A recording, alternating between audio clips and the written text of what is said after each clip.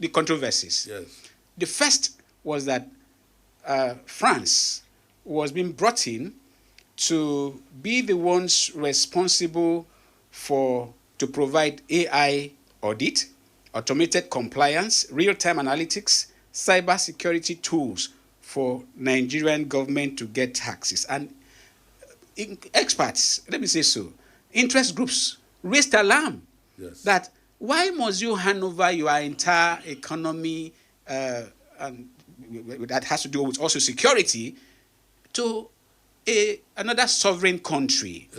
Now, is that a threat? You are an expert. What is your take on that controversy before we get to the latest controversy? In fact, it is highly embarrassing that we can sign an MoU with a tax agency, government agency in France. It means that we are handing over our entire data, okay? That's right. To a foreign country. I read a book called A New Scramble for Africa. France is losing a lot of its colonies. So Absolutely. trying to come back the back doorway. That means that your BVN, everything, BVN, NIN, all those data have been given to the French agency. There's nothing technical about the MoU. The Nigerian firms who can do capacity building for the tax people, for Nigerian tax or whatever I call it, the name changing in January. So that MoU is highly embarrassing. And the recommendation should be that it should be cancelled. It should be cancelled, and then I don't think it was even discussed in the House. It was not. And by the time you hand over your entire data to another sovereign country, the House of Assembly has a right to look at it, address it, get comments from experts, and so on and so forth. I don't think that was done. For your information, that very MoU was signed on the 10th of December at the French Embassy. And it has raised dust. The greatest dust being raised now has to do with what Representative Dasuki from Sokoto State raised alarm on the floor of the House of Representatives that he has seen the gazetted copy of the tax law, it is different from that was signed into law by Mr. President, and not only him. Daily Trust newspaper has seen it and confirmed and has quoted the differences.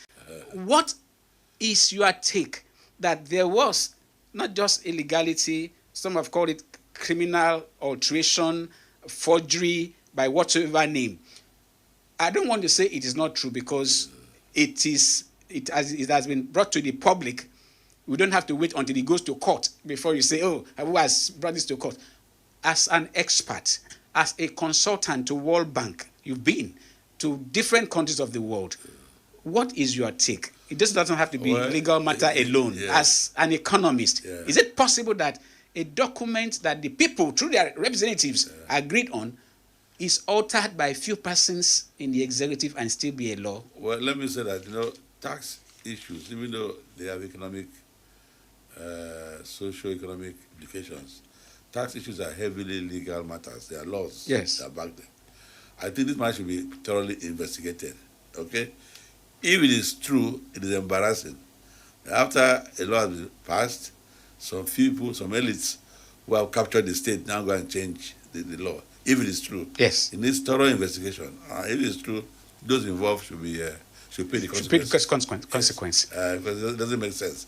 And let me say that, not that I agree with all aspects of the new tax law, but at least if the law has been passed, gazetted, and altered, then there's a problem. Which means there must be suspension from the January 1 takeoff date. Yeah, to investigate it properly, you cannot implement the new law in January. You have to investigate this matter thoroughly. That's right. Get results, and then before you begin to implement. But let me say the new tax law, there's exemption for those who are at a lower income. Yes. And taxation is like this.